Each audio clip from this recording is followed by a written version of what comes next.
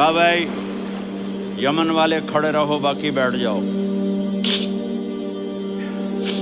تو بیٹھ گئے۔ پھر فرمایا کہ یمن والے بیٹھ جاؤ، قرن والے کھڑے رہ جاؤ، تو ایک آدمی کھڑا رہا۔ کہا تم قرنی ہو؟ کہا جی ہاں۔ اویس کو جانتے ہو؟ جی میرے بھائی کا بیٹا ہے لیکن تھوڑا پاگل سا ہے، آپ کیوں پوچھ رہے ہیں؟ حضرت عمر نے فرمایا وہ نہیں، تو پاگل ہے۔ کدھر ہے؟ کہا جی اونٹ چرانے گیا ہے ادھر عرفات کی طرف۔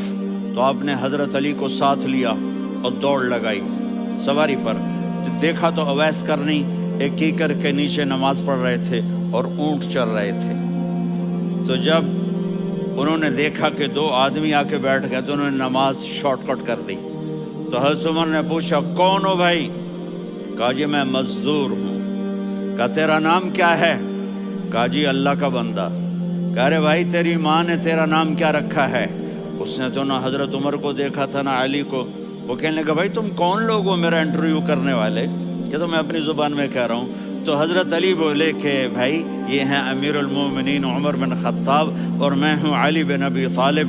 تو وہ ایسے کانپنے لگے، میں معافی چاہتا ہوں، میں پہلی دفعہ آیا ہوں، میں نے آپ کو دیکھا نہیں، فرمائیے آپ۔ حضرت عمر نے کہا ہاتھ اٹھا ہمارے لیے دعا کر۔ تو وہ رونے لگے۔ آپ نبی کے صحابی، میں عاجز مسکین میں دعا کروں؟ میری اوقات ہے میں دعا کروں؟ کہاں ہمیں ہمارے نبی نے فرمایا تھا اویس آئے تو دعا کروانی ہے۔ عمر اور علی جیسی ہستیوں کو دعا کے لیے کہا جا رہا ہے۔ پیچھے تہجد ہے؟ نہیں۔ جہاد ہے؟ نہیں۔ علم ہے؟ نہیں۔ نماز ہے؟ نہیں۔ روزہ ہے؟ نہیں۔ زکوٰۃ ہے؟ نہیں۔ خیرات ہے؟ نہیں۔ کیا ہے؟ ماں کی خدمت، ماں کی خدمت، ماں کی خدمت۔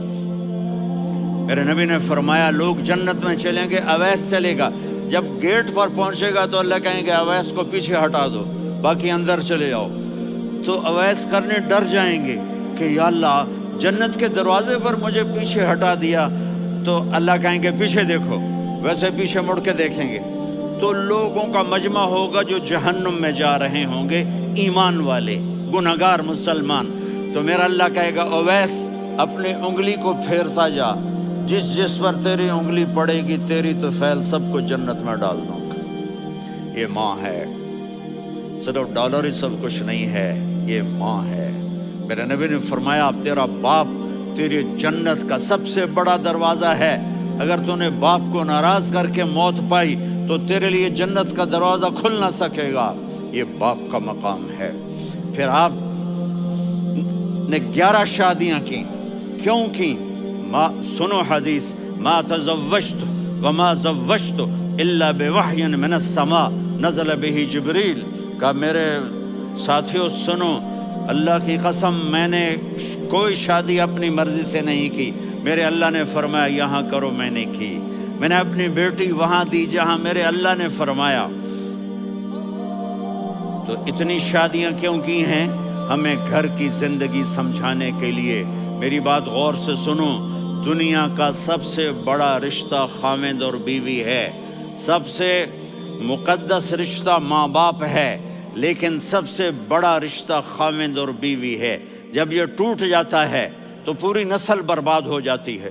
اس لیے آپ نے زندگی گزار کے دکھائی۔ آپ گھر میں جھاڑو دے رہے ہیں، آپ آٹا گوندھ رہے ہیں، آپ حضرت عائشہ کو لقمے بنا کے کھلا رہے ہیں، اور حضرت عائشہ کی دلداری کے لیے فرما رہے ہیں عائشہ سننا حدیث طبرانی کی، عائشہ انہو لیہون علی الموت ان اریتک زوجتی فی الجنہ۔ عائشہ مجھے جب سے پتا چلا ہے نا کہ تو جنت میں میری بیوی ہے تو مجھے تو مرنے کا شوق لگ گیا ہے۔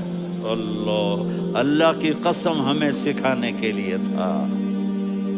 جس نے اللہ کو دیکھ لیا ہو اسے عورت کی کیا خواہش رہ جاتی ہے۔ یہ ہمیں سکھانے کے لیے تھا کہ سب سے زیادہ عزت بیوی اپنے خاوند کو دے، خاوند اپنی بیوی کو دے۔ ہن لباس لکم وانتم لباس لہن، تمہاری بیوی تمہارا لباس ہے، اور اللہ بیوی سے کہتا تیرا خاوند تیرا لباس ہے۔ آپ نے 11 گھروں کو کس طرح آباد کیا، کس محبت سے کیا کہ 2 مہینے چولہا نہیں جلتا اور کسی کی زبان پر شکایت نہیں۔ یہ حسن سلوک، یہ محبت۔ سبحان، حضرت عائشہ کی عمر تھوڑی تھی، جہاد کے سفر سے واپسی ہو رہی، تو آپ نے صحابہ سے کہا بھی چلے جاؤ سارے آگے چلے گئے، تو صرف آپ دونوں رہ گئے۔ تو آپ نے کہا عائشہ دوڑ لگائیں۔ سبحان اللہ، حضرت اما عائشہ نے نہیں کہا، میرے نے کہا عائشہ دوڑ لگائیں، جی لگائیں۔ تو کہنے لگے ہمیں دوڑ لگائی، تو کہنے لگے میں آگے نکل گئی، آپ پیچھے رہ گئے۔ چند سال گزرے تو پھر ہم جہاد کے سفر سے آ رہے تھے، تو آپ نے کہا صحابہ سے جاؤ بھی چلے جاؤ آگے، وہ غائب ہو گئے۔ پھر آپ نے کہا عائشہ دوڑ لگائیں، تو میں نے کہا جی لگائیں۔ کون دنوں ذرا میں موٹی ہو گئی تھی، تو جب دوڑ لگی تو میرے نبی آگے نکل گئے، میں پیچھے رہ گئی۔ تو ہم نے کہا ہاذہ بتلک، عائشہ تو میں اب برابر ہو گئے، ایک دوڑ تم نے جیتی، ایک دوڑ میں نے جیتی۔ یہ ہمیں گھر کی زندگی سکھانے کے لیے تھا کہ گھر میں بیوی کے ساتھ کیسا ہونا چاہیے۔ اور عورتوں کے لیے کہا اگر میری شریعت میں سجدہ ہوتا تو میں بیوی سے کہتا اپنے خامند کو سجدہ کرے، تاکہ ایک نسل تیار ہو، بیلنس زندگی گزارو۔ میں نے کل بھی کہا تھا، آج بھی کہہ رہا ہوں، امبیلنس لائف ہماری اولاد کو تباہ کر رہی ہے۔ میرے پاس پرسوں 30-40 لوگ آ گئے، وہ یہاں جو ایک سلمہ صاحبہ ہیں، سلمہ ہی نام ہے نا، سلمہ زاہد، تو ایک نے کہا جی یہاں ہم اولاد کے بارے میں بڑے پریشان ہیں، کیا کریں، کوئی ہمیں اس کا سلوشن بتائیں۔ میں نے کہا بہت آسان ہے، ماں اپنے بچے کو ٹائم دے، نصیحت کی بات نہیں کر رہا ہوں، ٹائم دے۔ میں نے کل آپ کو شکل بنا کے دکھایا تھا کہ میرے نبی حسن حسین کو کمر پہ بٹھا کے کمرے میں چکر لگاتے ہیں، اتنے بڑے ہستی، اتنے بڑے نبی، اور بچوں کے لیے وقت نکال رہے ہیں اور ان کو لے کر گھوم رہے ہیں۔ پھر دونوں بھائیوں کو اتار دیتے اور ان کی بہن زینب کو بٹھاتے اور پھر کمرے میں چکر لگاتے، پھر فرماتے تمہارا اونٹ کیسا ہے۔ ایک دفعہ آپ سجدے میں گئے، فرض نماز، فرض، اور سجدہ لمبا، اتنا لمبا ہوا کہ صحابہ سمجھے اللہ کے نبی فوت ہو گئے۔ عبداللہ بن مسعود فرماتے ہیں میں پہلی صف میں تھا تو میں نے یوں کر کے دیکھا، بھئی چکر کی ہے، تو دیکھا دونوں بھائی حسن حسین میرے نبی کی کمر پہ چڑھے ہوئے تھے اور میرے نبی نے سجدے سے سر نہیں اٹھایا۔ یہ کام کرو تو بچے تم سے پیار کریں گے۔ تم کہتے ہو بچے ہم سے ڈرتے نہیں، میں نے کل بھی کہا تھا ڈائن نہ بنو، ماں بنو، تھانے دار نہ بنو، باپ بنو۔ تو انہوں نے ایسے ہاتھ آگے کیا کہ میں بچوں کو نیچے اتاروں، تو مجھے دیکھنا، آپ نے یہاں سے ایسے سجدہ ہوتا ہے نا، تو آپ نے ادھر یا ادھر سے دیکھا کہ ایک ہاتھ آگے آ رہا ہے میرے بچوں کو اتارنے کے لیے، تو آپ نے سجدے میں یوں کیا، یہ دیکھ رہے ہو، پیچھے ہٹ گئے۔ جب تک وہ خود نہیں اترے میرے نبی نے سجدے سے سر نہیں اٹھایا۔ اور جب نماز سے فارغ ہوئے تو ایک دم دونوں کو اپنی گود میں لیا کہ بے ابیہما و امی لا تؤذوہما، میری جان قربان ہو ان دونوں پر، یہ میرے جگر کے ٹکڑے ہیں، انہیں دکھ نہ پہنچانا۔ کہ آپ دیکھ رہے تھے ایک زہر میں تڑپ تڑپ کے مارا جائے گا اور ایک کا سر کاٹ کے نیزے پہ چڑھایا جائے گا۔ آپ کو اولاد کی محبت، نبی جس دن آپ جا رہے تھے پیر 12 ربیع الاول 11 ہجری 611 عیسوی 6 جون، آپ نے ساری بیویوں کو بلایا، اطمینان سے ملے، رخصت فرما دیا۔ پھر داماد علی کو بلایا، ان کا سر اپنی گود میں رکھے، ان کے کمر پہ ہاتھ پھیر نہ، فاطمہ کو بلایا، ان کے کان میں کہا بیٹی میں جا رہا ہوں۔ وہ رونے لگیں، کہا رو نہیں، تو بھی جلدی میرے پاس آ جائے گی۔ 6 مہینے بعد صرف 24 سال کی عمر میں حضرت فاطمہ کا انتقال ہوا۔ پھر آپ نے علی کو بلایا، دعا دی، کہا پھر حسن حسین کو بلاؤ۔ جو ہی آپ نے ان کو یوں لیا تو آپ کے ایسے پانی کی طرح آنسو بہنے لگے، اس طرح کہ آپ آگے دیکھ رہے تھے کہ ایک بچے کا سر کٹ کے نیزے پہ چڑھ رہا ہے اور ایک زہر میں تڑپ رہا ہے، لیکن آپ نے تقدیر، اللہ کی تقدیر پر راضی ہو گئے۔ اور جبریل، تھوڑی دیر کے بعد جبریل آئے، یا رسول اللہ موت کا فرشتہ باہر ہے، اندر آنا چاہتا ہے۔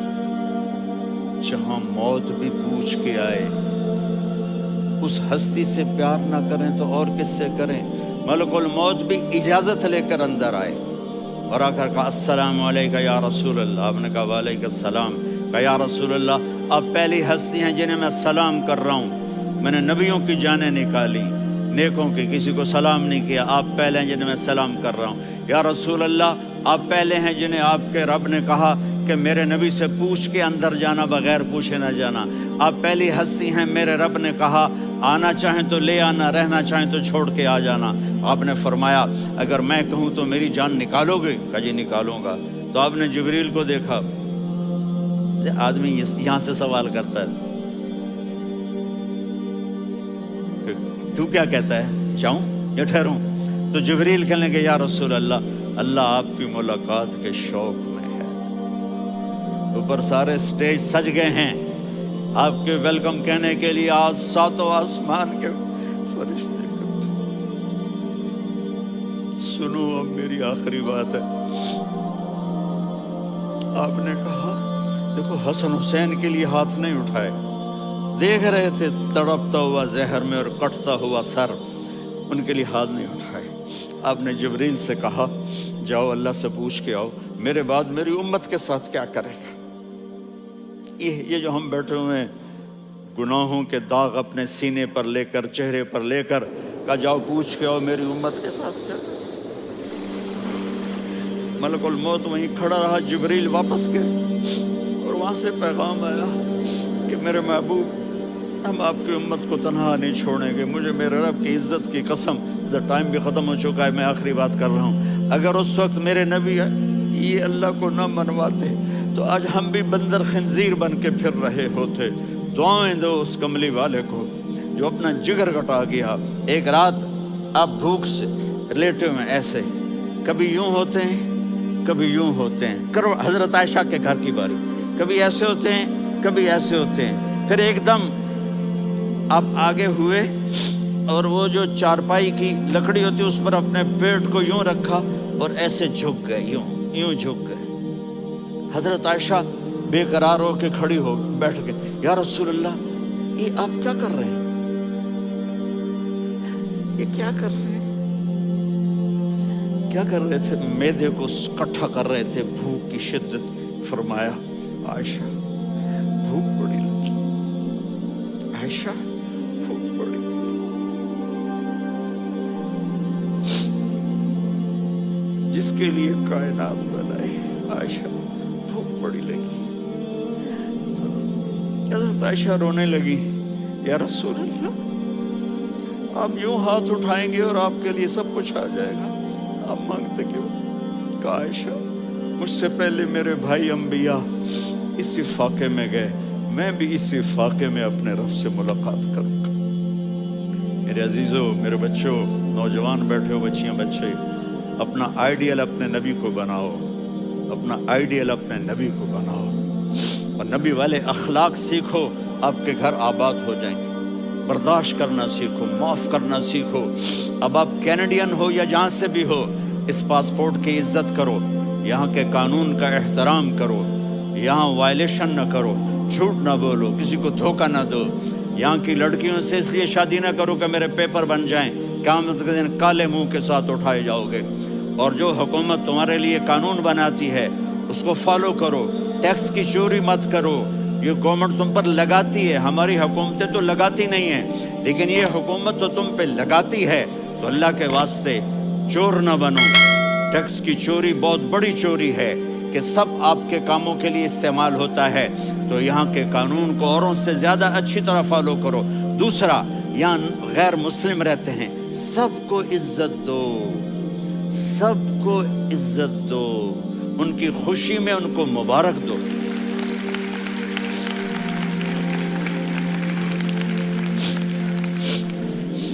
وہ ان پہ غم آئے تو جا کے ان کے دکھ درد کو بانٹو، وہ بیمار ہو جائیں تو ہاسپٹل پوچھنے جاؤ، وہ مر جائیں تو گھر والوں سے جا کر افسوس کرو، تب جا کر وہ اسلام کے لیے سوچیں گے کہ یہ کون ہے محبت کرنے والے، ہمدردی کرنے والے۔ ہم اپنے ہی کنویں میں گھوم رہے ہیں مینڈک کی طرح۔ کس طرح بات آگے جائے گی جب تک وہ ہمارے اخلاق نہیں دیکھیں گے، ہماری محبت نہیں دیکھیں گے، ہماری خدمت نہیں دیکھیں گے۔ کتنے یہاں اولڈ ہومز بنے ہوئے ہیں، چکر لگایا کرو، جا کے صرف ایک سمائل دے دو تو اس بوڑھے کا سارا دن اچھا گزر جائے گا۔ کتنے کرنے کے کام ہیں۔ اگر آپ کے پاس کینیڈین پاسپورٹ ہے تو اب پاکستان میں جائیدادیں نہ بناؤ، یہاں اپنا سب کچھ خرچ کرو، وہاں کاروبار نہ کرو، یہاں کاروبار کرو، ادھر زکوٰۃ نہ دو، ادھر زکوٰۃ دو، یہاں بھی بہت زکوٰۃ کے مستحق لوگ آپ کو ملیں گے، یہاں خرچ کرو۔